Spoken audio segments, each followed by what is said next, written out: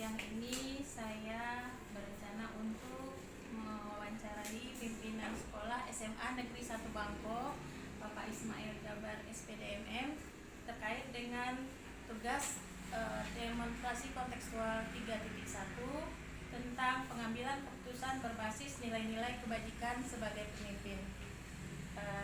Baik Pak, saya langsung bertanya kepada Bapak. Apa kabar Pak hari ini? Alhamdulillah baik Bu. Apa yang bisa saya bantu Bu? Ini Pak, saya ada tugas dari guru penggerak berkaitan dengan mendengar langsung tentang keputusan-keputusan Bapak yang berkaitan dengan nilai-nilai kebajikan sebagai pemimpin. Ada beberapa pertanyaan yang ingin saya sampaikan Pak. Saya mulai ya Pak ya. Baik Pak, yang pertama, selama ini Bapak selaku pimpinan dapat mengidentifikasi kasus-kasus yang merupakan dilema etika ataupun tuntutan moral Pak. Terima kasih atas pertanyaannya. Tentang dilema etika atau dilema moral yang identifikasi kasus ini adalah selaku seorang stakeholder atau pimpinan itu pertama mengenali situasi dulu. Kita harus tahu mengenai situasi, mengamati kondisi, terus kita tentu siapa yang terlibat dalam atau terdampak dari situasi tersebut. Dan juga kita mencari mengumpulkan informasi, fakta-fakta, dan juga kebijakan dan aturan yang akan kita tetapkan. Itu langkah-langkah yang real Pak ya. Baik Pak. Kemudian selama ini dalam Bapak menjalankan pengambilan keputusan tadi, terutama untuk kasus-kasus di mana ada dua kepentingan yang sama-sama benar atau sama-sama mengandung nilai kebajikan. Nah ini bagaimana Pak? Tentang kasus-kasus yang dilema etika ini sebagai seorang pimpinan, ini kita tidak bisa membuat keputusan sendiri. Kita harus bekerja sama dalam satu tim, terutama yang ada di dalam kelompok pengajar sekolah, yang kita menggali informasi dalam satu kasus tersebut.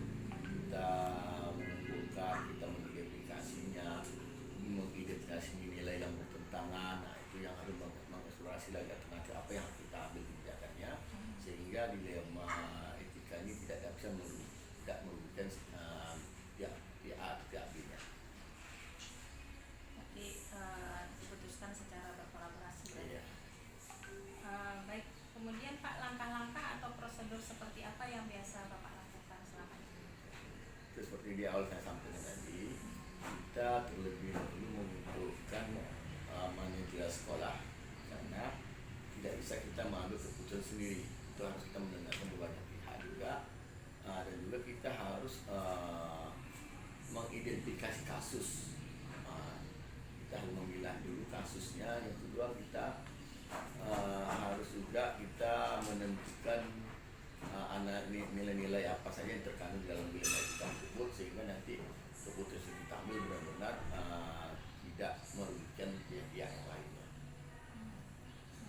Kemudian Pak, apa saja yang Bapak anggap efektif dalam pengambilan keputusan pada kasus yang bersifat dilema etika tersebut? Yang kita anggap efektif adalah adanya kerjasama. Itu yang terpenting, kerjasama antara pimpinan dan beberapa staf sekolah yang ada.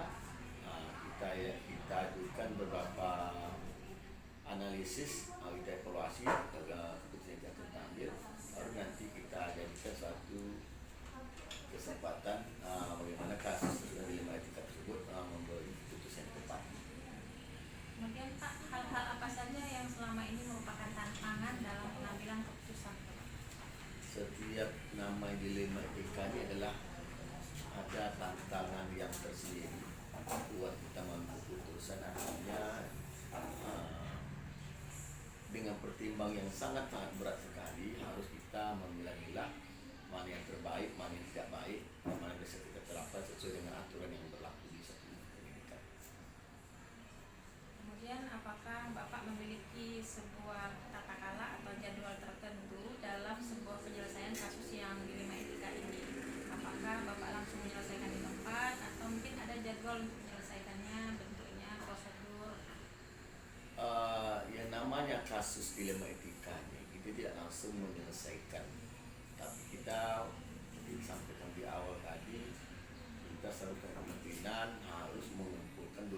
informasi yang ada, mengumpulkan kawan-kawan yang ada atau manajer yang ada, dan kita meminta banyak pihak memberi pendapatnya bagaimana ya pertimbangan terhadap kasus yang akan kita ambil keputusan ini, sehingga keputusan yang kita ambil ini benar-benar mengandung nilai kebajikan untuk menyelesaikan permasalahan.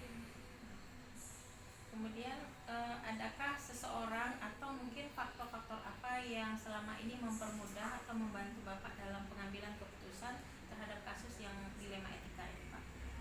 Yang namanya satu pendidikan tidak bisa berjalan dengan sendirinya oleh pimpinan tanpa adanya pihak-pihak tertentu, terutama manajer sekolah dan bapak ibu guru dalam menyelesaikan permasalahan yang setiap masing untuk sekolah.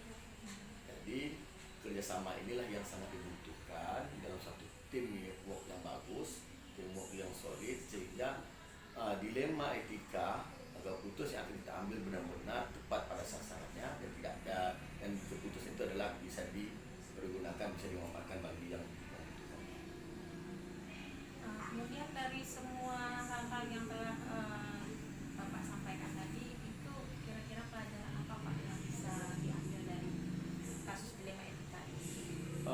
Pada kasus dilema etika ini, bagi seorang pimpinan maupun seorang bapak ibu juga belajar juga salah satu kasus dilema etika juga, jangan mengambil keputusan terlalu cepat tanpa kita mengumpulkan informasi, tanpa kita melakukan komunikasi yang efektif terhadap data kita, tanpa kita membuat analisa kasus, sehingga kita jangan terlalu terjebak dalam kasus-kasus yang ada, tetapi kita pertimbangkan, kita cari dulu solusinya, sehingga nanti dengan adanya kasus-kasus yang ada di sekolah ini dapat diselesaikan dengan baik. Yang mana tadi yang sampaikan tadi adalah pembelajaran apa yang dapat kita ambil dari sini, ada pembelajaran adalah dalam hal teamwork, kerjasama yang solid, itu yang harus kita ambil.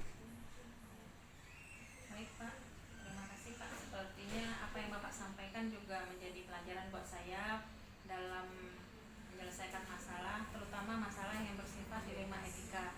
Saya berharap wawancara ini juga menjadi pembelajaran buat saya Pak, jika suatu saat sebagai pemimpin pembelajaran di kelas bisa menyelesaikan masalah, istilah orang Melayu Pak, seperti mengambil Makan buah semalakama. makan pasti malakama, mengambil rambut di dalam tepung, kata seperti itu. Ya, terima kasih banyak Pak atas bantuannya hari ini. Demikianlah wawancara dengan Bapak Ismail Jabar SPDMM, Kepala SMA Negeri 1 Bangko, terkait pengambilan keputusan berbasis nilai-nilai kebajikan sebagai pemimpin. Assalamualaikum warahmatullahi wabarakatuh. Waalaikumsalam warahmatullahi wabarakatuh.